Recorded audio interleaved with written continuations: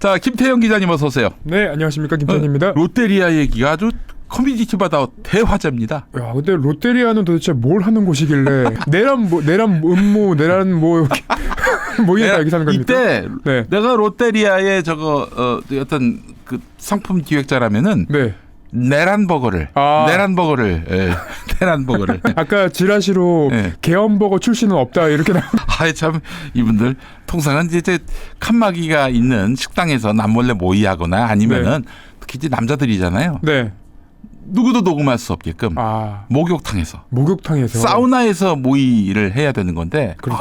이분들은 아주 굉장히 트렌디합니다. 요즘은 뭐 골프장에서도 조용히 이제 돌면서 그렇지. 모의를 하시죠. 근데 또 녹음을 할 수가 있으니까 녹음을 방지해야 됩니다. 사실 쿠데타가 안 되는 이유 중에 하나가 네. 요즘에는 휴대전화가 각자 네. 있다 보니까 저 화장실 좀 갔다 올게요 하고 나가서 지금 저기 쿠데타 모의 중입니다. 신고할 수가 있기 때문에 네. 그래서 예전에 그 조용기 목사 아들 네네. 조희준 씨라고 있잖아요. 네네. 그분이 이제 국민일보 오너로 있었을 때 또 이제 자기가 얘기한 게 밖으로 새 나가니까 네. 무슨 회의를 할 때 사우나에서 와 아주 주도 면밀하신 분이죠. 네. 대단하시네요. 그런 진짜. 일들이 있었습니다. 네. 예. 자, 근데 보니까 그 최근까지 정보사령관이었던 사람은 문상호. 네. 문상호. 이 사람이 그 서경석 씨하고 동기란 얘기가 있더만요. 서경석 씨가 육사 들어갔잖아요. 그렇습니까? 그러다가 나중에 저기 서울대인가로 네. 갈아탔는데 네. 그 동기면은 그러면은 그 서경석 씨 나이가 71년생이거든요. 제가 74년생이고 비슷한 또래가 요즘 정보사령관을 하는군요. 사령관의 나이가 되셨습니다. 예, 문상호. 그래요. 오늘 우리 또 이야기 보따리 많이 가져오셨는데 우리 네. 어떤 이야기부터 좀 해주시겠어요? 일단은 어제 있었던 그 김어준 총수 네. 이 관련한 이제 단독 기사 하나 얘기부터 좀 시작을 해야 될 것 같아요. 예. 김어준 총수가 이제 국회에 나와서 그 과방위에서 선서를 하지 않고 그리고 그러니까 허위라고 얘기는 안 하고 사실관계가 확인이 안 됐다는 걸 전제로 이제 얘기를 했었거든요. 예. 근데 그에 대해서 어제 한국일보 단독 기사가 나왔는데 그 단독 기사 내용은 그러니까 헤드라인은 김어준 암살조 주장에 민주당 상당한 허구 감히라는 이제 내용이 들어가 있었습니다. 예. 이게 이제 이재명 대표에게 보고가 된 문건이에요. 네. 그래서 14일 그러니까 김어준 총수가 그 폭로를 한 다음 날 이 내용에 대해서 이재명 대표에게 보고가 된 문건이 이제 보도가 된 건데 거기에는 어떻게 적혀 있었냐면 신빙성이 떨어진다라는 점 그리고 과거에 제한적 지식을 가진 사람이 정보 공개가 제한되는 기간의 특성을 악용해 일부 확인된 사실을 바탕으로 상당한 허구를 가미해서 구성한 것으로 판단된다. 악의적이란 얘기인가요? 그러면 악의적인 정보 공유였다는 얘기인가? 김어준 총수와? 그러니까 이 내용들을 그냥 종합해서 요약을 해보면 잘 모르는 사람이 조금 확인된 내용만 가지고 이제 더 이상 확인이 안 되니까 거짓말을 한 거다. 그러면은 일단 기본적으로 그 사람이 김어준 총수한테 제보를 했다는 것이고 김어준 총수는 이것을 이제 국회 나가서 발언한 것이고. 근데 그 좀 이해가 안 되는 게 제가 오늘 오프닝에서도 얘기했습니다만은 그 제보만 갖고 김어준 총수가 움직일 사람은 아니거든요. 그렇죠. 썰을 풀 사람도 아니고 어느 정도 그 공개할 수 없는 그런 증빙된 뭐 데이터나 혹은 물증이나 혹은 녹취나 캡처 이런 걸 보여주고 그렇게 설명한 게 아닐까 싶은데 그래 한국일보가 너무 단정적으로 보도하는 것 같아서 그 무엇이 진실인지는 좀 아직 더 따져볼 여지가 있지 않을까. 한국일보가 보도한 것은 민주당 이재명 대표에게 보고가 된 문건이에요. 그러니까 한국일보가 단정적으로 보도한 건 아니고 그 문건이 단정적으로 돼 있었던 거죠. 근데 이재명 대표에게 보고가 된 상황이라면 이제 김어준 총수가 이 얘기한 것에 대해서 추가 이제 크로스 체크를 하는 게 있었을 텐데 저도 여전히 그 의문은 남아 있어요. 그러니까 김어준 총수가 이제 갖고 온 의혹 제기가 결국은 뭐 김어준 총수가 말했기 때문에 이제 그 가짜 뉴스 또는 이제 음모론으로 몰고 가시는 분들도 일부 있는 걸로 저도 봤었고. 근데 그는 그렇게 접근할 일은 아닌 것 같아요. 그건 아니에요. 그렇게 접근하면 안 되는 것이고. 일단 이 가능성이 그러니까 윤석열이라는 그 사람 하나를 그러니까 이제 전체적인 큰 요리라고 보면 윤석열을 뿌리면 다 말이 되는 얘기들이 되거든요. 그렇지. 네. 예. 그러니까 이게 이제 그 전에 누구를 어떤 이 양념을 뿌려도 이거는 얘기가 안 되는 얘기인데 네. 윤석열 한 스푼만 넣으면 네. 얘기가 다 돼요. 그래서 계엄도 안 될 거라고 생각했는데 네. 윤석열 한 스푼을 넣으니까 계엄이 되잖아요. 그렇지. 비상계엄이. 예. 근데 이 지금 뭐 암살조 한동훈 암살이라던가 아니면 미 군에 대한 뭐 사살이라던가 이런 것들도 사실은 말이 정말 안 되는 내용이에요. 네. 근데 윤석열 한 스푼을 넣으면 야 이게 또 말이 되는 게 아니 되면서 이게 기본적으로 비상계엄을 한단 말이에요. 네. 그냥 뭐 무슨 예산안 통과 안 시켜줬다 이걸로 그게 계엄이 가능해지는 게 아니잖아요. 그렇죠. 자칫 잘못하면 내란이 될 수도 있는 건데도 그 결국에는 그들은 국민들 다수 최소한 열성적인 보수 성향의 국민만이라도 설득이 될 그런 무언가를 내놔야 하는데 그 지금 보니까 이 시나리오가 네. 그럴듯해요. 그렇죠. 북한 공장 요원이 와가지고 주한미군을 사살하고 또 한동훈 여당 대표도 죽이고 네. 그리고 종북 세력으로 상징되는 3명을 구출하려다가 자기들은 그냥 버려두고 도망갔다. 그 3명은 죽는 거 아니에요 이제. 그렇죠. 바로 감옥 가고 이제 정치적으로나 뭐 사회적으로 어떠한 메시지도 낼 수 없는 처지가 되는 거고. 하여튼 뭐 지금 그런 그림이 그려졌는지 그건 저도 잘 모르겠어요. 그러나 그렇죠. 적어도 이 근거가 터무니없는 망상에 기초한 것이다. 그건 아닌 것 같습니다. 그래서 네. 1번, 2번 그 주장에 대해서는 사실관계를 확인할 수 없어서 유보한다라는 내용이 들어가 있는데 네네. 그 1번, 2번 주장이 뭐였냐면 네. 체포돼 있는 한동훈을 사살한다. 그리고 조국, 양정철, 김어준 세 사람이 호송되는 부대를 습격해 구출 시도하다 도주한다.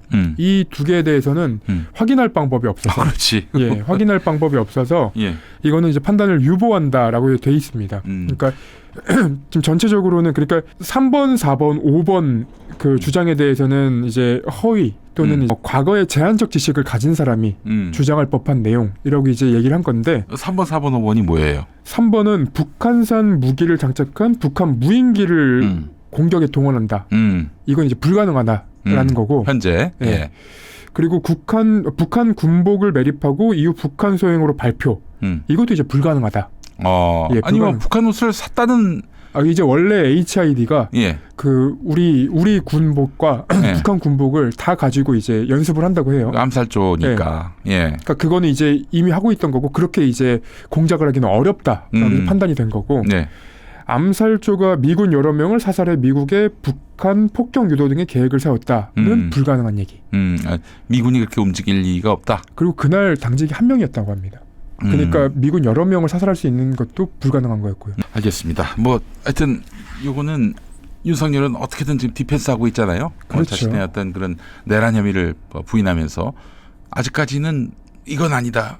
저건 옳다. 네. 이렇게 단정하기보다는 최대한 다 까발려서 거기서 또 새로운 사실이 나올 수도 있으니까 맞습니다. 들여다봤으면 저도 좋겠습니다. 똑같은 말씀 하나만 더 드리고 가면 예.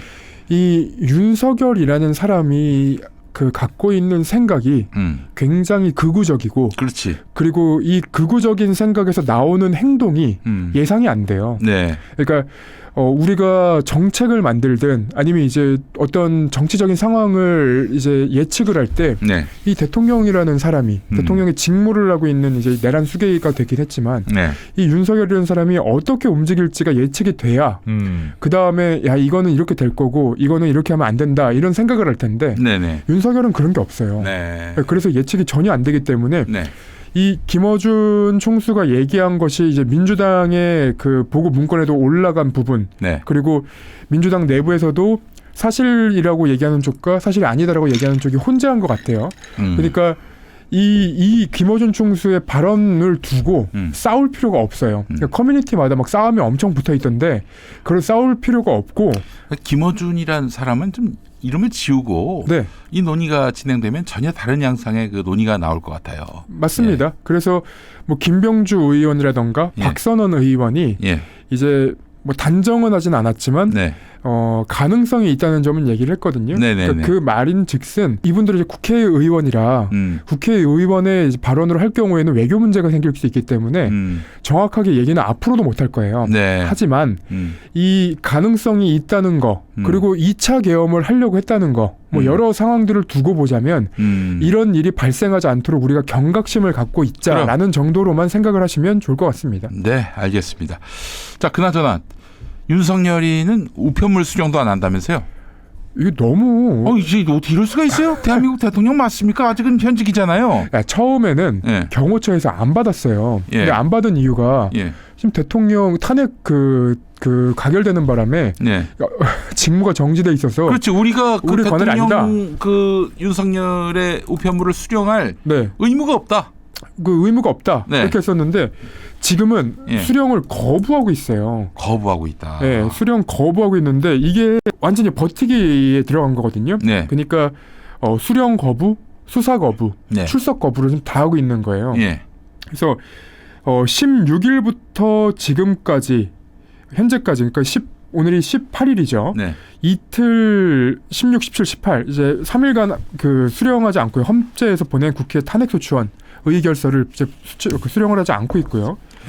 원래 헌재 공보관이 브리핑에서 대통령 비서실에 인편으로 전달했고 행정관이 받았지만 접수증은 수령하지 못했다. 이렇게 설명을 했거든요. 그러니까 7일 이내에 답변서를 제출하라고 요구했는데 이 송달 확인이 늦어질수록 제출 기한도 미뤄지게 되고요.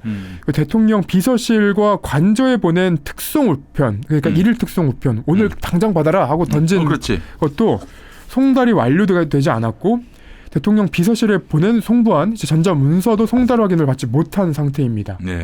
수사도 거부하고 있고요. 그러면은 오늘 64회 생일이라고 하니까 케이크 안에다가 요즘 이벤트 있잖아요. 케이크에다 이렇게 위에 불 붙이면은 송달 서류가 아니 요즘 또 이제 쫙 뽑으면은 그 지폐가 올라오듯이 거기 이제 송달 서류가 올라오게. 근데 이게 이제 윤석열의 그 40년지기 친구 석동현 변호사가 오늘 아마 그 공지를 한 것 같아요.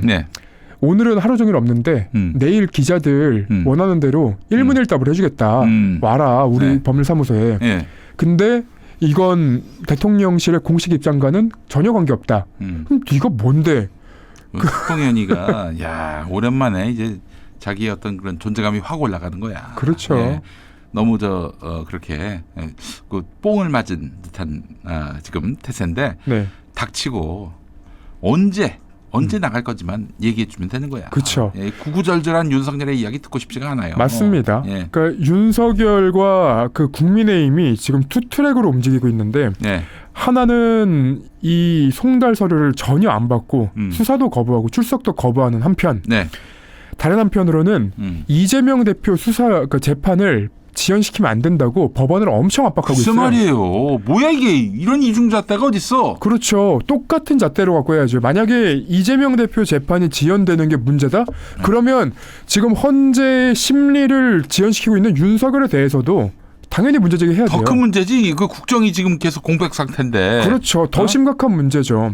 아니 그러니까 저는 아직도 이해가 안 되는 게 이거 다시 거슬러 올라가면 이재명 대표의 그 수사라는 게 그리고 재판이라는 게 이게 내란 사건과 비교의 대상이 아니에요. 그럼요. 그러니까 이재명 대표의 어떤 그 수사 재판이라는 것은 이 윤석열 정권의 이 검찰이 이 이재명 대표라는 정적을 제거하기 위해서 하나하나 정말로 이 인디언 기우제식 수사를 해서 지금 다 집어넣은 거거든요. 우리가 이 방송에서도 몇 번 얘기했지만 검찰이 그렇게 법리를 쌓아서 법리를 구성해서 이 성을 만들어가지고 재판에 넘기면 이거는 그 안에서 거의 유죄가 나올 법한 것들만 지금 다 재판에 넘긴 거예요.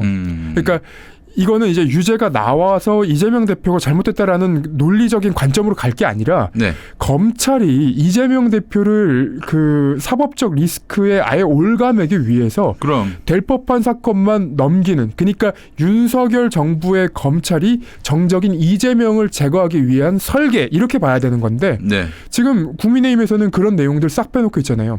근데 모두가 아시다시피, 저는 모두가 안다고 생각하고 있습니다. 모두가 아시다시피 이 이재명 대표의 사법 리스크에 대해서 국민들이 검찰이 이렇게 넘겼다는 거 그리고 검찰이 이재명 대표를 제거하기 위해 하고 있다는 걸 다 알기 때문에 이재명 대표의 재판이 진행돼도 이재명 대표의 그 지지율이 내려가지를 않아요. 아니 도리어 올라가지. 지금 저 50%를 넘나드는 지지율이 계속 나오고 있고 2위하고는 거의 뭐 6배 차, 5배 차 이렇게 간격이 벌어졌는데 아니 그 15년 동안 열심히 윤석열을 포함해서 그 많은 이재명의 정적들이 악마화했지만 이재명은 지금 압도적 1위를 지금 달리고 있어요. 대권 주자. 이게 뭐야 도대체. 그게 해소 안 되는 건 좀 접어야 되는데 그러니까요. 계속 하고 있어. 비용신들이. 2등부터 2등부터 꼴등까지 합쳐도 이재명 지지율이 안 나와. 모름까지 합하면 살짝 이기는데 모름 빼고 사람 이름으로 조사된 것 중에는 다 합쳐도 이재명한테 안 돼요. 아니, 그리고 최근에 그 지지율 조사에서 아마 한동훈이 이제 7%가 나왔을 텐데 저는 그게 이제 한동훈이라서 7%가 나온 게 아니에요. 그러니까 이재명은 이재명이라는 사람이어서 지금 그렇게 지지율이 높게 나오는 거거든요. 네. 근데 한동훈 자리에 예를 들면 이제 이 근처에 뭐 초등학교가 있잖아요. 만약에 초등학교 이름을 그 초등학교 이름을 그냥 국민의힘 이름으로 딱 넣어놔도 그 초등학교 이름은 7%가 나올 겁니다. 그러니까 그 아무도 관련이 없는 거예요. 단지 이 국민의힘의 당 대표기 때문에 그렇게 7%가 나왔던 거지. 사실 그 국민의힘에 어떤 누가 나와도 7%는 나올 거예요. 다만 이제 앞으로 어떤 사람이 이 국민의힘 당대표를 맡아가지고 지금 이 전국을 이끌어갈 수 있을까 저는 좀 의문이긴 한데 어쨌든 이재명 대표에 대한 이 수사와 그리고 이 내란의 그 내란 범죄의 그 무게감은 전혀 비교할 수 없는데 알겠습니다.